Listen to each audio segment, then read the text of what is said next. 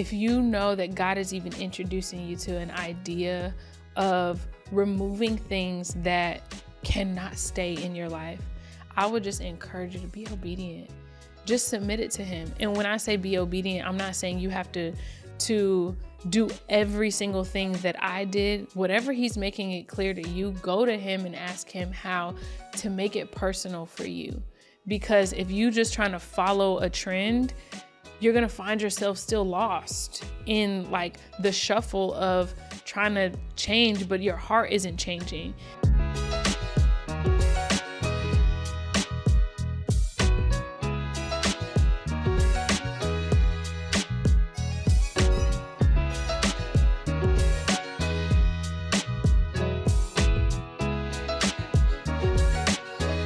Welcome What's up? To another episode of the Rare One Podcast. I'm Adelaide. And I am Essence China.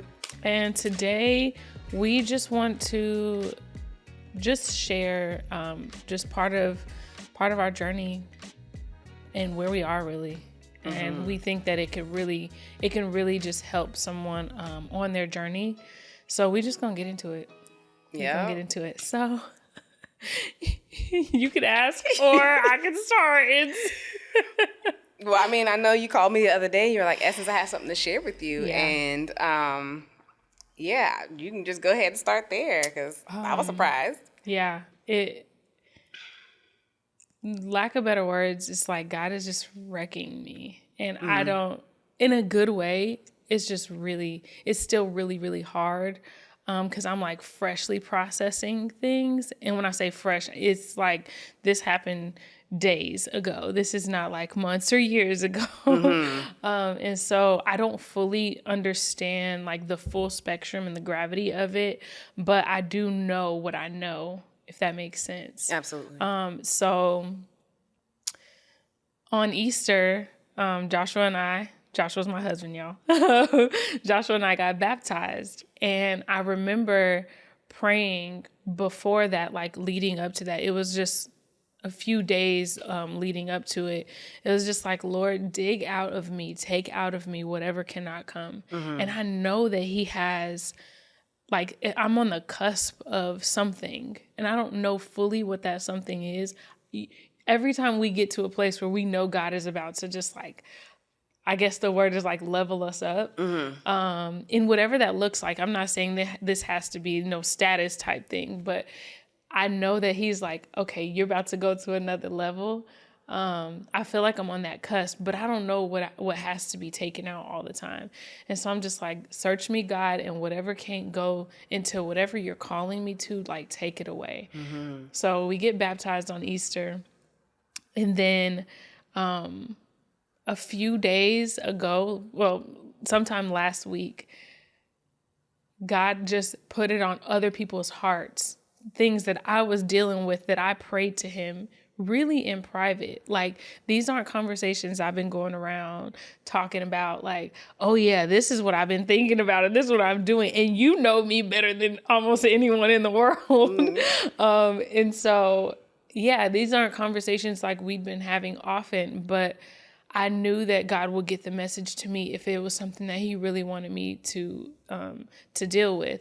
So I'll backtrack a little bit. 4 years ago, right before I had Aria, who's my second child, right before I had Aria, I was about to write a check to my organization, and Which is Alpha Kappa Alpha Sorority Incorporated, was Alpha Kappa Alpha Sorority Incorporated. I was about to write my check to pay my dues, and I had already felt like this hesitance, and I didn't understand because, I mean, I was fully in. Right. I was about to write my dues, and even Joshua and I had a conversation like, that's probably just not the best idea. We're about to have a baby, you know, and we need to make sure we're just saving everywhere we can. And I was like perfectly fine with that. Before I would be a little bit apprehensive because I'm like, this is something that I committed to. And so I wanted to remain committed. Mm-hmm. So if you don't pay your dues, like what, you're considered inactive? Or? Yes, you're just considered inactive. Okay. And so, I did not write the check. And I'll go back a little bit later, but I didn't write the check. And I just was like, I'm cool. Like, I felt fine. Then the world shut down. Then COVID happened. And so then I was just like, God, you just knew we needed that extra however many hundreds of dollars, because the world shut down. I couldn't have used it anyway or whatever. Right. But during this time, I was not like I wasn't like communicating with a bunch of people. It was just, and it wasn't anything in malice at all. It just like this natural separation started to occur, and more peace started to occur. And I was like, okay, I don't fully understand like what it all meant then. Fast forward to January, I believe January of this year, some random person I don't know from nobody. They send me this video, and I was like, well, okay. I knew that I had asked God before, like, to start working things out of me as well. And anyway, they send me this video, and I watch it, and I just felt irritable. What was the video? It was a video about like somebody denouncing their Greek organization. But I was like, I just felt irritable. I'm like, okay. One, I don't post that I was Greek. I'm not plastering anything on anything. I'm not like walking around like super proud of, all the time. So are you saying that this person would have not known? They would have known nothing. Okay, so it's random. Really, really hard for them. They would have been digging to try to figure out if I was Greek or not. And so, they sent me this video, and basically in the message, they're just like, God told me to send you this. And I don't know what that means for you. But low-key, I felt offended, and I didn't even know why. And so then that was like red flag number one. Why are you offended? They don't know you. They ain't done nothing to you. So I watched the video, and I low-key was like rolling my eyes a little bit.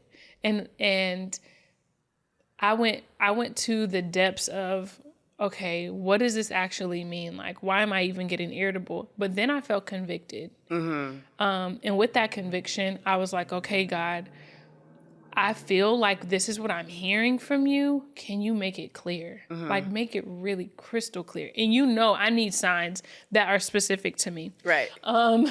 And so I remember talking to a friend who's also a part of a Greek organization. And I was just like, I'm confused. I really don't know. Like, I feel like I think this is what God is calling me to do, but I really don't know. I even talked to Joshua, like, I don't know. I just want you to know what I'm feeling. Then we get baptized on Easter. Then last week, my days are fusing together at this point. When I tell you, it just felt like warfare after warfare after warfare. Just all the things were just happening. And another friend sent me a video. Mind you, again, I haven't been talking to anybody about this. So she sends me a video out of the blue. I don't even comment. I just put a heart because I'm like, I don't even want to go there. Right. I watched the video, and the video wrecked me. And it was just a conversation of a girl sharing her testimony.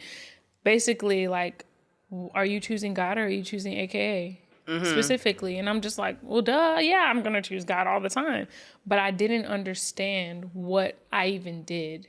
Okay. And so it was her explaining her testimony. Like, she just had an encounter with God and nothing bad happened. Nobody did anything in particular to be like, to push me over the edge to say that's an easy out. It wasn't an easy out because it's been mostly a really good experience. And just like toward the end of the video, I just was like, okay, I'm pretty sure I made my decision. And then fast forward even maybe like a day, I come across a video on deliverance. And I'm like, I never considered myself needing to be delivered from something because I low-key am like a rule follower. I really like to do good, right, Right. And so I'm like, I don't need deliverance. But then I felt another agitation in my spirit. Like, why are you even mad about this or trying to avoid something? Like, what are you afraid of? Because I know myself well enough. And when my spirit tries to fight, I can feel it. I literally can feel it. And so I just felt a fight, and I'm just like, no, I have to push past it. And so I watched the video, and it was just something so random. I'm like, my daughter got pink eye from preschool, and I'm on my way to the pharmacy to pick up her eye drops or whatever. And I felt weak in my body, like I was about to pass out. And I get to the pharmacy, and they told me 45 minutes before that they were going to be ready. And it wasn't ready. So I'm standing, waiting at the pharmacy for them to fill her prescription. And I literally, my legs start shaking. Like I'm about to pass out if they don't hurry it up. I get in my car and I could just feel Holy Spirit say, pray that prayer from what you just watched. And I just went back and I just prayed the prayer driving home. And instantly I was just like, oh, I have to let this go. And I didn't even fully understand what I was letting go. But I'm like, oh, I know this can't come. And so I prayed that prayer. And then I was just like, okay, I'm fully solid on this decision. Lord, give me the follow-up. And so for me, the follow-up was start getting rid of stuff. I knew that was the next step, like gather all the things. So I started with my room, anything in my room, like trying to get rid of all the things. And I felt like, okay, I know I'm solid in this, but there was still a wrestle, and I didn't know what. I still don't fully know what the wrestle was. But it's like a wrestle of, girl, are you doing too much? Are you? Well, let me ask you this. Yeah. Had you heard of anybody prior to all of this happening denouncing, like personally that you knew? No. And prior to receiving these videos, had you even heard that was a thing that people were? No. No. Okay, so this was all, okay. This felt brand new. And I still don't know of anybody, no one personally. And so it feels very isolating. Right. And I'm 90% sure that the people who are super close to me that may not be as just aware of like what this process may mean. They probably like, you're doing too much. Yeah, they think it's like you're looking too deep into it. It's not that serious. It's not that deep. Yeah. But it is so clear, so clear to me. And so I had just been like, when I tell you, it had just felt like literal spiritual warfare, even after I started like removing all the items. It was like one thing after another. My daughter's fever, which part of it was like, I don't even know if this is for real, but it felt like her fever got up to 105, which is like never ever happened. That's like, you should probably go to the hospital. And I was just like, oh no, it felt like, oh, you trying to attack my kids? Is that's what I felt. I felt ready to fight. Then it made me angry. Like, you're coming for my baby. And so, yeah, I instantly started praying over her, instantly started praying over my house. I'm like, oh no, the rest of this got to go, got to go today. And so I literally like gathered all the things, took them outside of my room. I hadn't finished like shredding and doing all that stuff yet. But now, was this before or after the dream? This is before the dream. Okay, I'm sorry. Go ahead. This is before the dream. So I got her fever down and everything. I was praying over her. And it was just like, God just kept showing me just this wrestling. And I'm like, what am I continuing to wrestle? Why is it not like this? I'm like, I made the decision. It should be over type thing, you know? But no, there were steps that I took to get in, and it was steps that I'm taking to get out. Come on. And I didn't understand it until now. So fast forward to the following day, one of my mentors, and friend, you know, she came. She never comes to get her hair done. Never. I did it. That was the first time I ever did her hair in all these years. She comes to get her hair done, and she's just heavy, and she's just like, I'm like, what's going on? So we're talking or whatever, and then toward the end, she's just like, Lay, I had a dream. Oh, she was like, and you were in it. I was like, me? You know what? And she was just like, I don't know what this dream means. It doesn't make sense to me at all. But I know I have to share it with you. I'm like, okay. Because I'm like, did I do something? Right. Tell me. And for her, she's just like, I don't know how you know how when you get to a place where you you have a good relationship, but I'm scared to tell you if I had a dream and it's not super good. Yeah. I know we've had those moments plenty of times, but it's like the first time you actually have to say it, it could be hard because you don't know if you could lose that person. How it could be received. Yeah. That was what I felt. And I'm not saying this is exactly what happened, but that's just what I felt in that moment. And she said, I had a dream that you were in all white and you were on an altar and you were sitting on top of this woman. And I don't know, it just felt heavy. It felt like this person had this influence in your life and it's not good. I don't know who you're speaking into your life, but you just basically was like a beware. And then she said, and you were holding a baby and you were wailing and crying and holding on to your baby.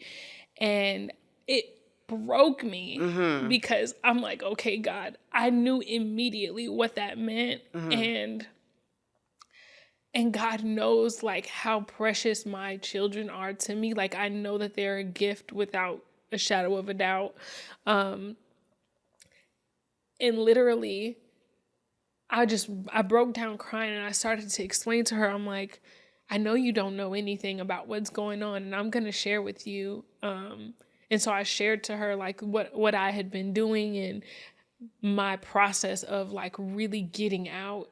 And she instantly started crying and I told her what that dream like really represented. And when you pledge, you literally are at an altar and you're pledging to Ethel Hedgeman Lau, which is the founder of AKA, and you make your oath and all of that. And I didn't even understand like what an altar and even the significance of an oath was until later, that you come with a sacrifice. And I'm like, did I sacrifice a child? And I did. I miscarried right before I had Aaliyah. And I'm like, did I sacrifice my baby for this? I would never, ever in my right mind do anything like that if I knew the gravity of what I was doing. But I literally, like, even looking back, you don't even know what you're doing until you get there to that moment. Like, you have no clue. No one tells you, oh, you're about, like, this is what this represents and this is what that represents, like, in the deeper level. So you just show up. Well, do you mind if we go back? Because I remember, you were working at the salon when you were going through that process. But I was just, we were both focused and I never asked you any questions. But, like, what was that process, if you don't mind even, like, talking and going through? Yeah, I mean, really, what I can remember is it's just a culmination of, like, you're learning history, you're learning, position, you're learning formalities. You're not really learning the symbolic meaning or even the depth of what the history is built on. You're just learning that these are things that are done in the name of good. Okay. Like, everything is of service, but in the name of AKA. Yes. So everything is like, it is positioned as this is something that this organization is aligning with principles to serve the community, to show up, to be a resource. Again, it's all in the name of good, but you still don't know what you're committing to, because it's supposed to be an organization based on Christian principles. Yet nothing is in the name of Jesus. Nothing is like, it even says in a lot of, like, the oaths and rituals and everything, and even certain songs, you are basically pledging your allegiance to AKA. You are making a commitment in the name of AKA, or the the eternal spirit. That's not in the name of God. That Right. says nothing about Jesus. Like there are prayers that are even shared, but nothing is in the name of Jesus. So did it at any time prior to all this, did that ever like raise an eyebrow or make your antennas go up like, hold up, you know? I mean, there were moments where I'm just like, okay, something feels off, but I really didn't understand it. I honestly was just so like laser focused, like it was something that I wanted to be a part of for so long. And so it was like, this is just my chance. I wasn't even focused on the things that felt like something was off. So like, how are you introduced, or what attracted you to begin with? Like, how did you even know about this organization to even want to be a part of it? Attention all natural hairstylists. Are you ready to perfect your techniques and create flawless styles? Our online courses are here to help you with creativity, speed, and precision. We offer specialized courses in braiding, locking, and twisting, available to you 24/7 so you can learn at your own pace, anywhere, anytime. You'll be guided by industry leaders with over 30 years of experience, and we'll break down every detail, providing start to finish instructions so there'll be no guesswork. Gain the skills to become a confident and successful stylist, and start earning what you deserve. Enroll today at rareessenceacademy.com and transform your styling skills.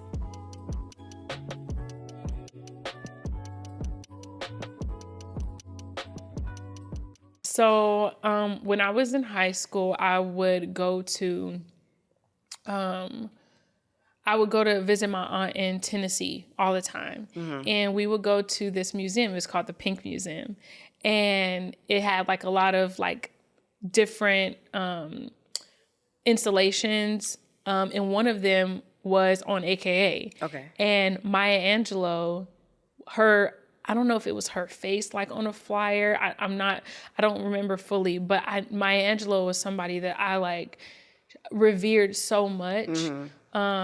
Because through her work, she just taught me so much about myself, about womanhood, about selflessness. She was somebody who represented woman to me. And then I'm like, oh, she's a part of this organization? Like, duh. That's absolutely, like, I would love to basically be a part of something she was a part of. Gotcha. And so that was really the draw for me. That was when I was in high school. Mind you, I have family members that are in Greek organizations, but they're very distant. Like, I know of them, but don't even know them whatsoever. Right. Never even met them. I just heard about them. But yeah, so that was my first introduction. And because she was a part of it, it felt like it gave me a license. Yeah. Like, if she's a part of it, it's good because I look at her as good. And so, yeah, fast forward when I, go through high school, whatever, still, I don't know anybody Greek. By the time I get to college, my husband's family is Greek. There's a lot of people that I just looked up to that just so happened to be Greek. And so there was just this real like draw. But in undergrad, the chapter was suspended, and it was suspended my entire undergrad. So I had no opportunity to do it. And I was like, okay, well, that sucks. If I really want to do this and want to do it for quote, quote, the right reasons, I could still go grad. So right after I graduated, they had, basically they came back to ASU, but then they had a line right after. And so the grad chapter basically like had membership. So it's called MIP, Membership Intake Process. And yeah, I was like, oh, duh, this is my opportunity. My mother-in-law, she became active again to be able to bring me in. And yeah, I was like, oh, okay. It felt like it was just for a time such as this. So I've heard people talk about like there's paper and there's can you explain that a little bit? Absolutely. So, and which one are you? So technically I would be considered paper because I went through the process, but I did not get hazed. Okay. And so they call it made or paper. Paper is you just go through the national formal process and you're in. People vote on you, then you become a part of the organization. You have to take tests and all that stuff or whatever. But if you're made, that means you have a national process and you have what's called an underground process. And that underground process there are people who are technically called prophytes, and they are the ones. And I know this very, very well because Joshua went through that process. Right. Okay. So I was right next to him going through this process, if that makes sense. And so it's not like something I'm just making up. Right. And so, yeah, you go through this process, and essentially the idea is to break you down to build you up. I keep hearing that. I'm going to break you down. I'm going to break your spirit. I'm going to break your will, your way. And I'm going to build you back up. And if you persevere, that shows that you're still dedicated to this organization. When I think about it, it pisses me off because it's so twisted. There's so much perversion in that. And yeah, so then that gives people a status. And so it's like you can be a part of the organization, but then now there's levels. If you're paper, you don't have as much respect as somebody who was made because they went through hell. Okay. Yeah, it's stupid. So you mentioned when we talked about it, you were like, I did a lot of dumb things. Like, what did you mean by that? Well, when I said dumb things, I meant that I recall like singing songs, reciting rituals, participating in things that I'm just like, this is clearly, now that I have eyes to see and ears to hear, this is clearly dumb. Like, why would I pledge my gifts, my heart, my talent, basically pledge all of that to AK? Why would I do that? And I recall, like, I don't like saying this. Why do I not like saying this? But I kept saying it. So is it something that, and I know it's, not necessarily secret, but it's like secret. Like people who are in it know, but people who are not out, like they're not in it, don't know. But like, are you doing this every time you meet? Like, when are you reciting these things? Every chapter meeting. Okay. There are things that you recite, or every gathering or whatever, there are things that you recite.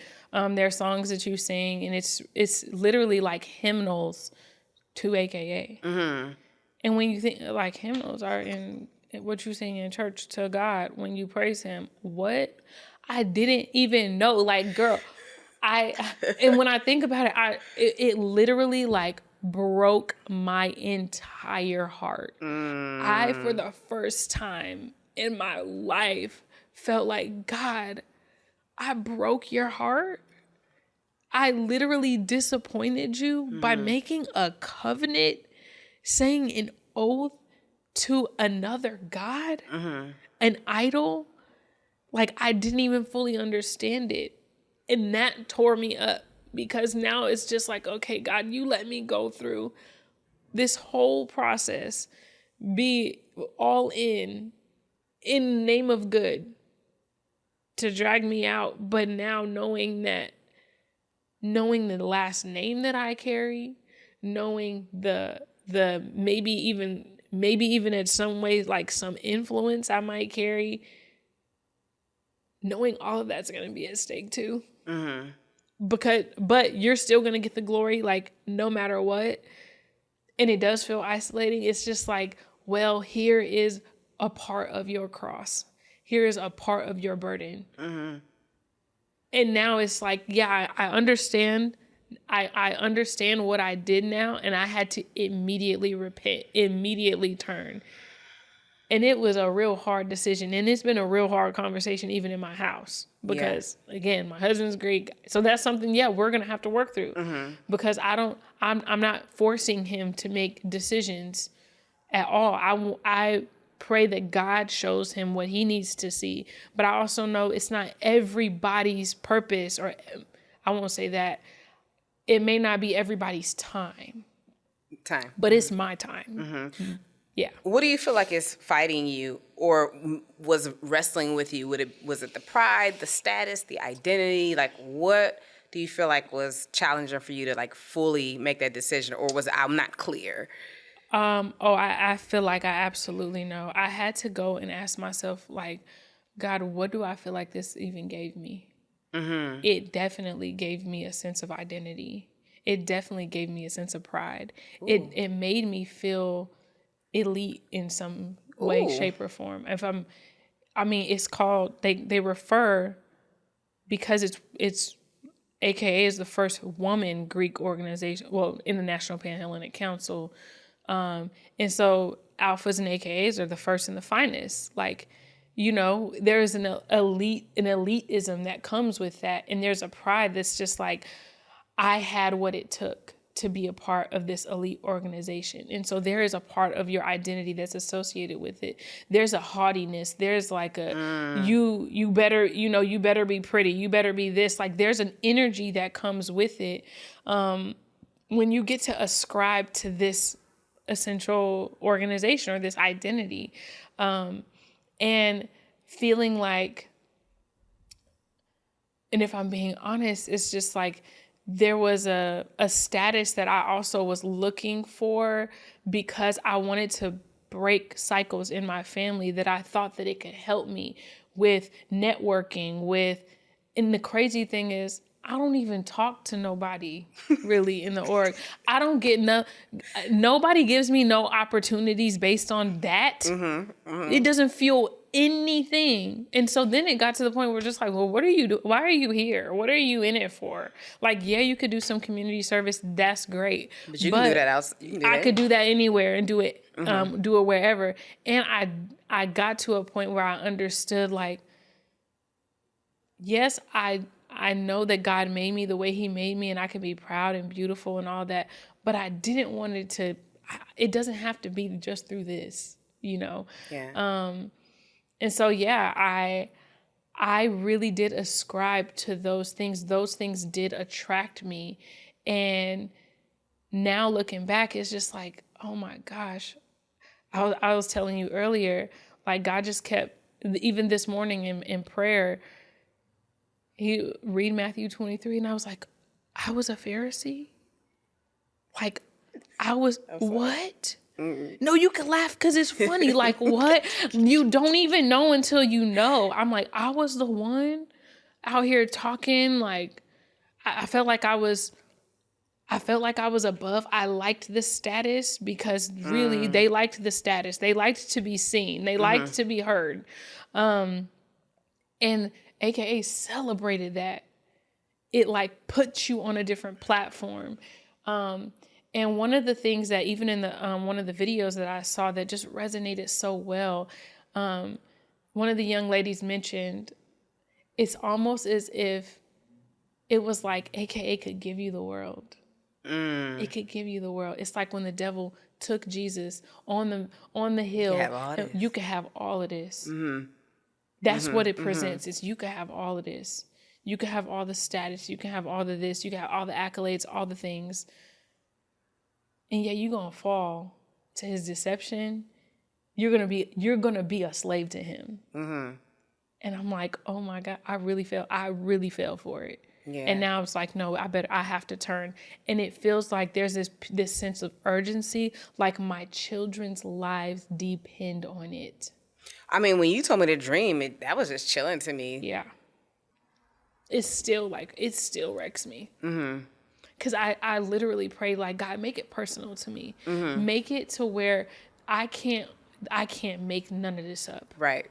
None of it. And it was like, you love me that much to give a dream to somebody who knows nothing about what I've experienced. Not even a little bit. The details, the details. Yeah. Yes, like you wear ceremonial white, and really now that I'm understanding is when you go to an offer, you go to a sacrifice. Either you're the sacrifice or you're sacrificing something. Yeah.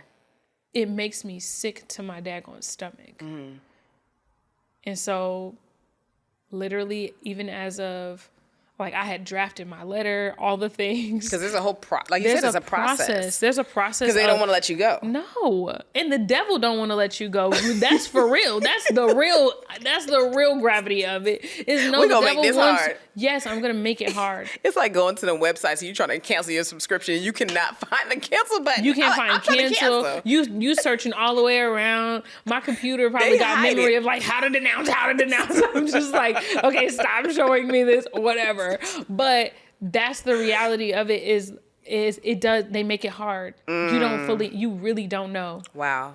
And so I had to draft a letter. I'm sending emails to membership committee. I'm like, take my name off that list.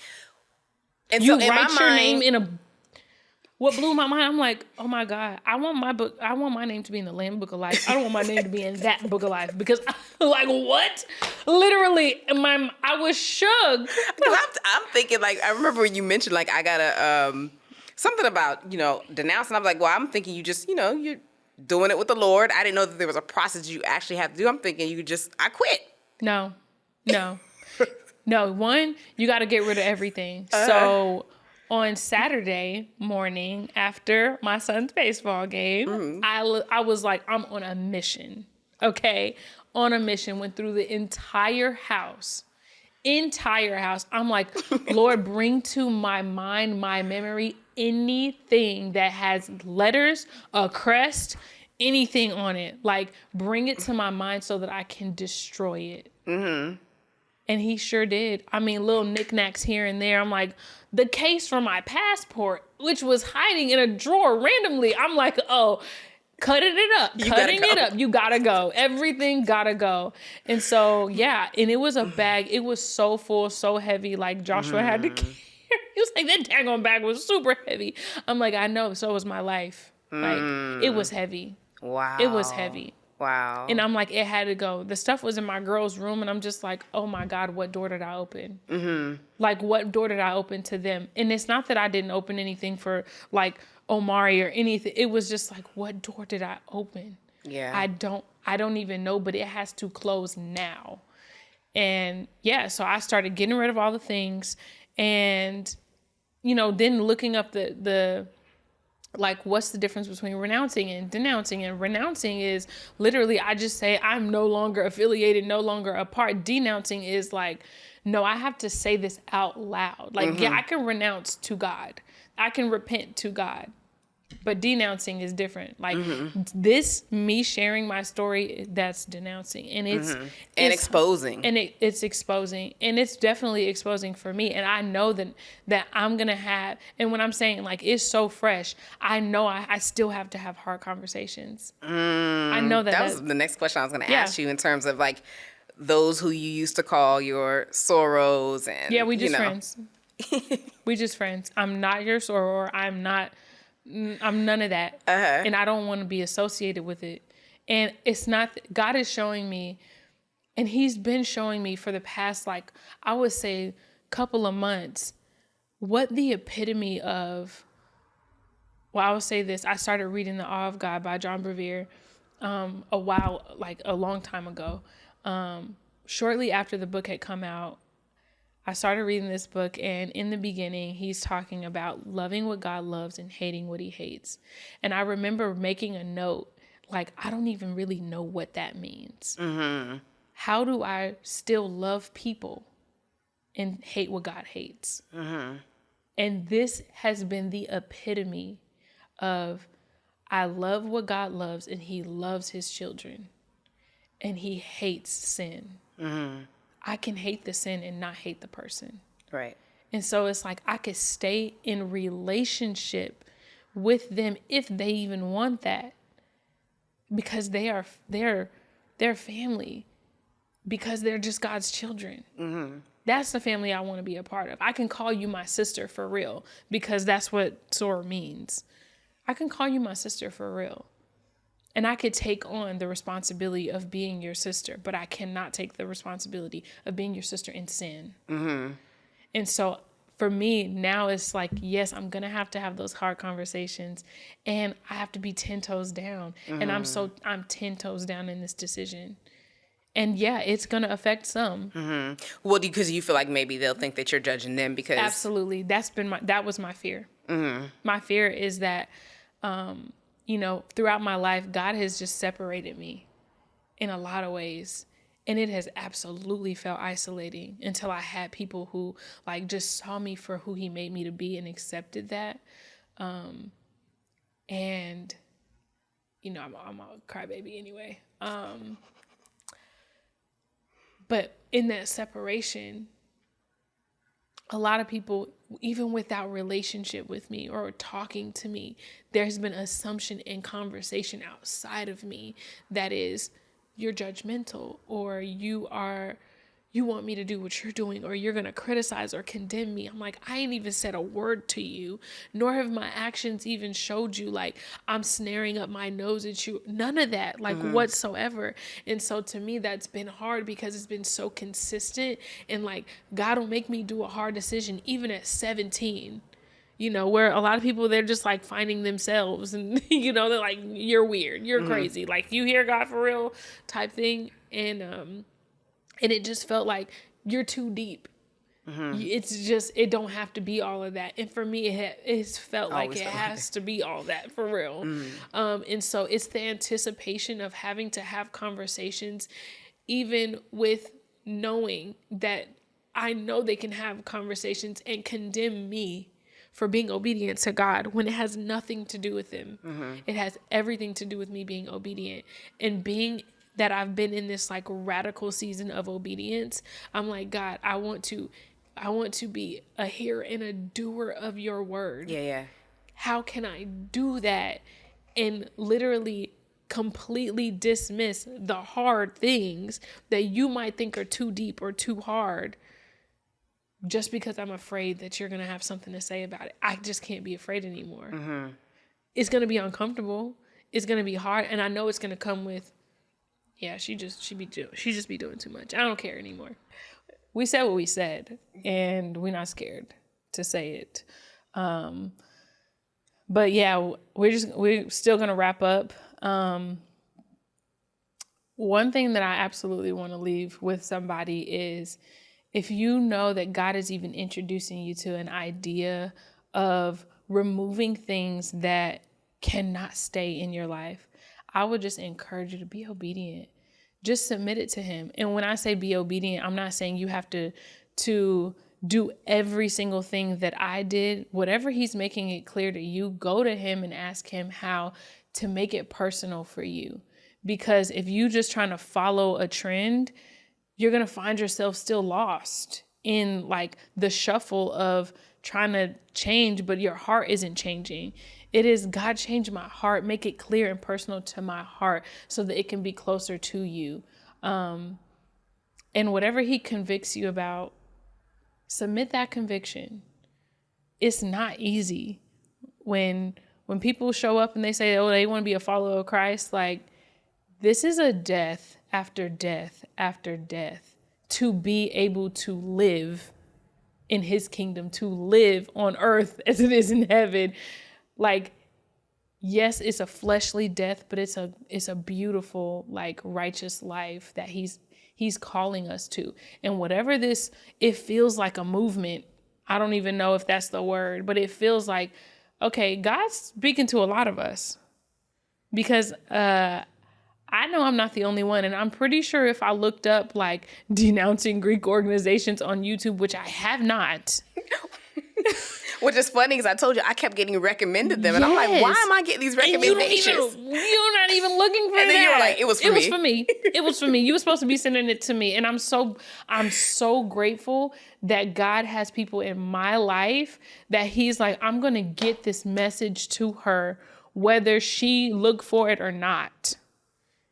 And for me, it was, I had to submit it. I had to just finally submit the conviction to say, God, if this is what you're calling me to, just make it clear for me. And he will. And this is over time. It doesn't mean it's going to happen in this fast for everybody. But if your heart is willing, you will be obedient quickly. So you don't have to prolong. Like, I'm like, I don't want this door to stay open no more. Than it already is. I'm ready to sever the tie. It's so clear and so full. And so confirming. And so confirming. That picture that you showed me? Oh my. Okay, y'all, really quick. So this girl at church, we did this auction for the talent show, and it has like, it literally is like the background, the main bold colors are pink and green. Hold on. So you put in for a raffle. Yeah. You won picture. Technically, it was like an auction. Okay, so you did that. I won the auction. And then you win like a random photo or a picture, a painting. So somebody comes out, they present, and they're just like, all right, we're about to bid on this. And then everybody starts bidding. And I'm just like, that's mine. I love that picture. It just called me. Not because it was pink and green. It was just because. And this is before the decision, okay? But I was just like, love it. And it's really beautiful. The girl has a fro, and it's like gradients of different shades of brown. It was beautiful. And then it's like, there's like these distress marks all in the colors. And there's like this big red line and like black splashes and stuff like that. And it's like, I literally was talking to Essence, and I look at the picture and I'm like, this picture feels redemptive. And then I just go, I'm like, I go shampoo somebody's hair, and I'm like, I wonder what the name of this picture is. And I go to the back of it, and it says freedom. And I'm like, Lord, if that's not a sign, I don't know what is. Like, I feel free of a literal bondage that I didn't even know was binding me. I had no clue. Again, I don't know what doors I opened, but they're closed now. Yeah. And so now I'm just like, I hope that even the people that this could possibly offend, if you feel conviction in your heart, maybe he's trying to tell you something too. So I would just always encourage you to submit that conviction and go read your word. Read what it says about oaths. Read what it says about being proud. Read what it says about idolatry. And if you don't think that you're participating in something that participates in all of those things, look at the depth of the history of the organization that you're a part of. That's all I wanted to say. Well, I'm super proud of you. Thanks. I know you have done and are doing and will do a hard thing, because it's not technically over, but you got this and he got you. So Yeah, I'm grateful. Yeah. Well, thank you all for joining the Rare One podcast today. We'll see you next week. Make sure that you like, comment, and subscribe. Share it with somebody, and we'll see you next week. Love y'all. Peace. Bye.